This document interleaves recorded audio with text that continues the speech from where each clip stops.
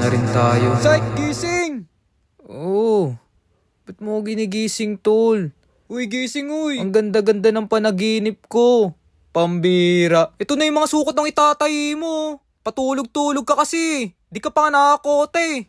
Ako nga pala si Syke, isang mananahi.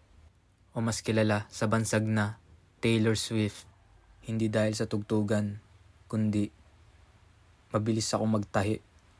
Sa katunayan, isa ako sa Philippine fastest Taylor at ikawalo sa syakrang mananahi. Sumasama na naman ang panahon. Teka muna, chong. Ito na lang muna. Isa ko sa mga naunang disipulo ng 187 stitches. Gumagawa pala muna ako dyan ng pattern para may guide pag naggupit na ng tela. Tapos sunod na ginawa ko, yung para sa panggilid niya. Then after that, tinahi ko muna. Para bukod sa hindi maghiwalay, may guide na rin siya. Unang first na ginawa ko, tinahi ko muna yung sa balikat niya. Tapos nagdugtong-dugtong ng mga panggilid at magiging bali niya. Sinundot-sundot ko ng gunting para lumabas yung alindog at sinimulan ko ng ikabit yung panggilid niya.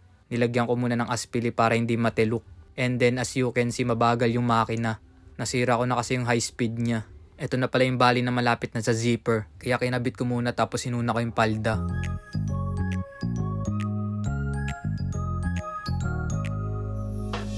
Hindi mo ba napapansin? Mga bulaklak ay magkakawangis, mga dahon ay magkakahugis. Hindi mo ba naitatanong? Mundo'y may ayos na sinusundan. Sa math ninyo yan malalaman. Halina, sumama na kayo. Maglakbay, mag-enjoy, maglaro. Tuklasin ang map sa buhay natin. Dali na, mag-math na tayo. Mga number at mga signs, di dapat katakutan. Ito'y mga simbolo ng gusto nating sabihin at malaman.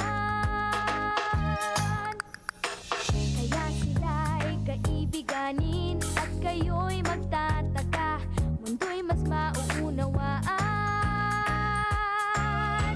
Halina, sumama na kayo. Maglakbay, mag-enjoy, maglaro. Tuklasin ang map sa buhay natin. Dali na, mag-map na tayo. Halina, sumama na kayo. Maglakbay, mag-enjoy, maglaro. Analisin, maging matinik. Yun na yon. Gara naman, ang iksi naman nun.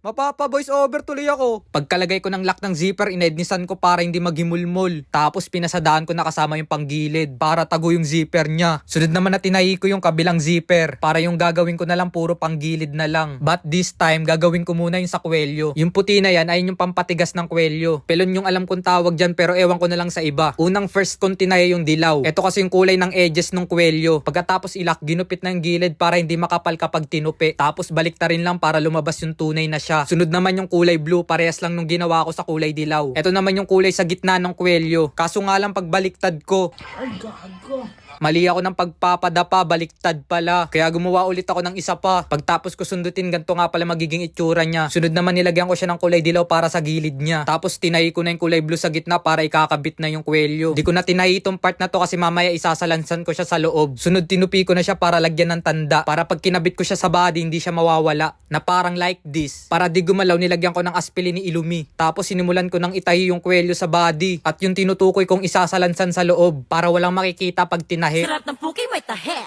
Pagkalak, inedisan ko na yung mga gedli para hindi maghimulmol. Sunod na ginawa ko na yung para sa palda. Tapos ginupit na ng Inazuma gamit ang devil fruit na Choki Choki Nomi. At kinabit na yung panggilid na design. Yung kulay dilaw yung ipapalaman sa dalawang tela na blue. Pagsasabayin ko sana silang tatlo kaso palyado yung gunting ni Inazuma. Kaya hindi pantay pagkakagupit ng tela. Nung nakabit na yung tatlo, isang tahi na lang yung gagawin sa kulay dilaw. Kaya nagtupi na ako para sa panggilid nung baba. At ginamitan ulit ng Choki Choki Nomi. Sinabay ko na rin pala sa paggupit yung para sa bewang. At ito na mismo yun yung tinahi ko. Sarap ng puki, may tahe. Tinay ko muna yung panggilid sa baba kasi nga hindi siya pantay-pantay. Tapos kinabit ko na rin agad. Sunod naman na kinabit ko yung sa bewang. Tapos nagtahi para sa sinturon. Kaya di ko siya ginarterize o zipper dahil sa di malaman na rason. Sunod na ginawa ko na lang yung mga design niya sa harap. Ganun din sa pang itaas niya. Nagawa lang muna ako ng mga pattern. Tapos dinekwat ko yung pang makeup nung kapatid ko. Malaking brush lang kasi no rem ako. At sinimulan na nga ni Pintado mag-painting. Nag-base muna ng puti para mas umangat yung kulay. Pero pwede rin namang rekta dilaw na. Ayan kasi yung trip ko eh. Walang basagan ng trip. Sa gitna naman ginagamitan ko siya ng brush para mabilis. Sa last part hindi magkakulay yung dilaw na textile pen sa dilaw na tela. Pero ayos lang.